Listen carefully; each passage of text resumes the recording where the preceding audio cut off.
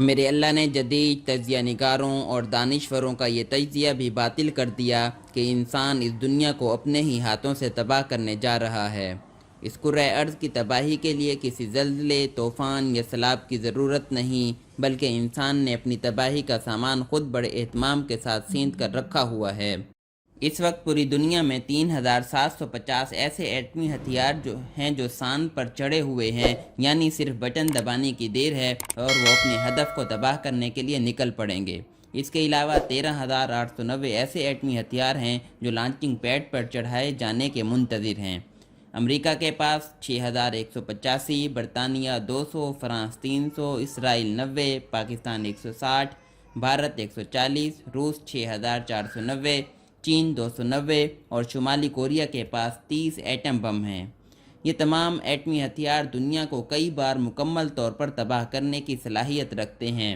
آج سے 40 سال قبل جب ایٹمی ہتھیاروں کی دوڑ تیز ہونا شروع ہوئی تو زمین پر بسنے والے اس ظالم انسان کو فکر لگ گئی کہ کہیں کوئی دیوانہ شخص کسی عالمی طاقت کا سربراہ بن گیا اور اس نے اپنے پاگل پن میں ایٹمی بٹن دبا دیا تو چند منٹوں میں آسمانی دنیا پر ایٹم بموں کا رقص شروع ہو جائے گا اور دنیا لمحوں میں خاکستر ہو کر رہ جائے گی۔ یوں ہتھیاروں کو تلف کرنے، کم کرنے اور دیگر ملکوں تک ٹیکنالوجی منتقل نہ کرنے کے معاہدے شروع ہوئے۔ عالمی ایٹمی قوتوں نے ہتھیار تلف کرنا شروع کیے اور 1986 میں دنیا کی وہ پوٹلی جس میں 70,300 ہتھیار تھے کم کیے جانے لگے اور آج یہ صرف ان کا 5واں حصہ رہ چکے ہیں۔ مگر حکومتوں پر خوف پھر بھی طاری ہے۔ یہ خوف اس لیے بھی ہے کہ سارے ہتھیار اگر نہ بھی چلے بلکہ ان میں سے صرف 50 ہتھیار بھی کچھ ملکوں کی جنگی جنون کی وجہ سے چل پڑے تو خوفناک تباہی کے بعد دنیا سلامت رہ جائے گی۔ اس پر کم از کم 20 سالوں کے لیے گہرے بادل کی ایک چادر سی تن جائے گی جو سورج کی روشنی کو زمین پر آنے سے روک دے گی، جس کی وجہ سے فصلیں نہیں پکیں گی۔ اس صورتحال کو ایٹمی سرد موسم یعنی نیوکلیئر ونٹر کہتے ہیں۔ اس کے نتیجے میں دنیا پر زندہ بچ جانے والے انسان خوراک کی قلت اور موسم کی شدت سے موت کے آغوش میں چلے جائیں گے۔ گزشتہ کئی دہائیوں سے دنیا کے ہر فورم پر اس بدترین وقت سے بچنے کے لیے گفتگو ہوتی رہی ہے۔ دنیا کا ہر امن پسند اور جنگجو دونوں بیک وقت ایٹمی ہتھیاروں کے ممکنہ حملوں سے خوف زدہ رہا ہے۔ یہ نتیجہ نکالتے رہے ہیں کہ انسان ایک دن خود کو تباہ کر لے گا، لیکن میرے اللہ نے المالک یعنی حقیقی بادشاہ اور القادر یعنی قدرت والا ہونے کا یوں اظہار کیا کہ جب اس نے اس کرۂ ارض پر بسنے والے 7 ارب انسانوں کو جھنجھوڑنا چاہا تو کسی ایسے ہتھیار کو استعمال ہی نہ کیا جس کے بارے میں انسان یہ دعویٰ کرے کہ اس کی تو کنجی میرے ہاتھ میں ہے۔ آج اللہ کا ہتھیار تو ناقابل یقین حد تک انسانی آنکھوں سے اوجھل ہے، بظاہر بے ضرر، لیکن ایسا خوفناک کہ شاید ہی کوئی گھر، بستی یا شہر ایسا ہو جو اس کے ڈر سے کانپ نہ رہا ہو۔ انسان کے بنائے ہوئے ہتھیاروں کی پناہ گاہ کا علم ہوتا ہے، ان کی روانگی کا اندازہ لگایا جا سکتا ہے، ان کے نشانوں کی بھی خبر معلوم ہوتی ہے، لیکن میرے اللہ کا یہ ہتھیار کرونا انسان اپنے کپڑوں پر لیے، اپنے جسم کے حصوں پر سجائے، رات دن گھومتا پھرتا ہے، مگر جب تک یہ باہر پڑا ہوا ہے اسے کچھ نہیں ہوگا، لیکن جیسے ہی یہ وائرس کسی بھی بہانے جسم میں داخل ہو گیا تو اپنے تباہ کن حملوں کا آغاز کر دیتا ہے۔ یہ کیسا ہتھیار ہے، کیسا دشمن ہے کہ ہاتھ پر موجود ہو یا نہ ہو، انسان اس کے خوف سے مسلسل ہاتھ دھوتا رہتا ہے۔ سیٹلائٹ کی وسعتوں اور کیمروں سے لے کر خوردبینوں کی دنیا تک انسان نے اپنے لیے ہزاروں لاکھوں قسم کی آنکھیں تخلیق کر لی ہیں، لیکن یہ تمام کی تمام آنکھیں مل کر بھی یہ اندازہ نہیں لگا سکتی کہ کرونا کا وائرس کہاں اور کس قدر ہے۔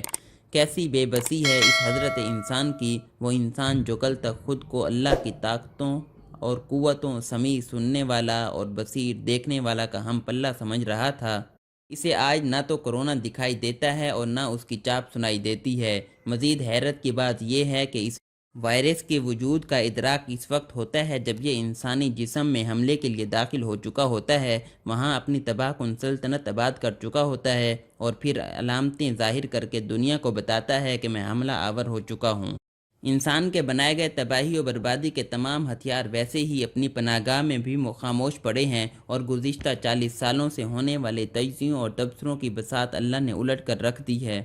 اللہ نے انسان کو اپنی طاقت، قوت، ہیبت اور جرأت کے اصل معنی سمجھائے ہیں۔ انسان کی آپس کی لڑائیوں، خانہ جنگی اور قتل و غارت میں ایک تصور یہ بھی عام تھا کہ اگر جنگ چھڑ جاتی ہے، قتل و غارت شروع ہو جاتا ہے، زلزلہ یا سیلاب و طوفان آتے ہیں تو صاحب حیثیت افراد اور اقوام کے پاس بہترین ٹھکانے موجود ہوں گے جہاں وہ پناہ گزین ہو جائیں گے۔ جیسے ہی جنگ کے بادل چھٹیں گے، وہ باہر آ جائیں گے اور سکون سے اپنی زندگی دوبارہ شروع کر دیں گے۔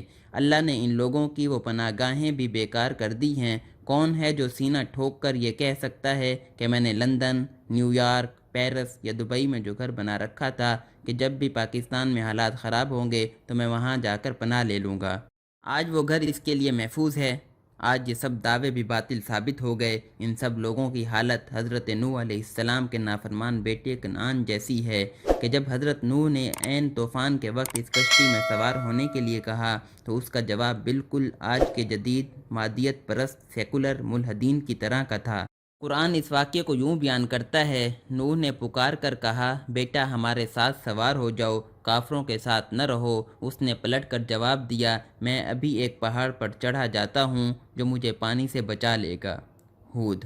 نوح کے بیٹے کا محفوظ مقام اس کے کام نہ آیا اور وہ اس طوفان میں غرق کر دیا گیا۔ ویسے ہی آج کسی کا محفوظ ملک میں بنایا گھر بھی کسی کام نہیں آئے گا۔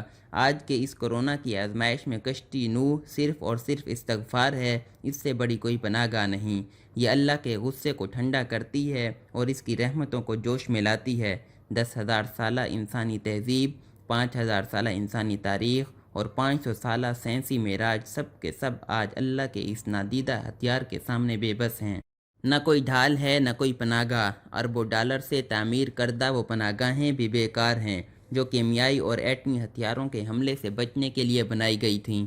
میرے اللہ کے اس نہ دکھائی دینے والے ہتھیار کے سامنے بے بس ہیں۔ اللہ نے ایسے ہی تو دعویٰ نہیں کیا۔ اللہ اس سے ہرگز نہیں شرماتا کہ مچھر یا اس سے کم تر چیز کی مثال دے۔ جو لوگ حق قبول کرنے والے ہیں وہ انہی مثالوں سے دیکھ کر جان لیتے ہیں کہ یہ حق ہے جو ان کے رب کی طرف سے آیا ہے، اور جو انہیں ماننے والے نہیں سن کر کہنے لگتے ہیں کہ اللہ کو ان مثالوں سے کیا سروکار۔ البقرہ۔ کورونا اللہ کی ایسی ہی ایک تمثیل ہے جو ماننے اور نہ ماننے والوں کے درمیان فرق کر رہی ہے۔ ماننے والوں کی مثال نوح کے حواریوں جیسی ہے جو استغفار کی کشتی میں سوار ہو گئے تھے، اور نہ ماننے والوں کی مثال ان کے بیٹے جیسی ہے جسے پہاڑ کی بلندی پر بھروسہ تھا اور وہ غرق ہو گیا۔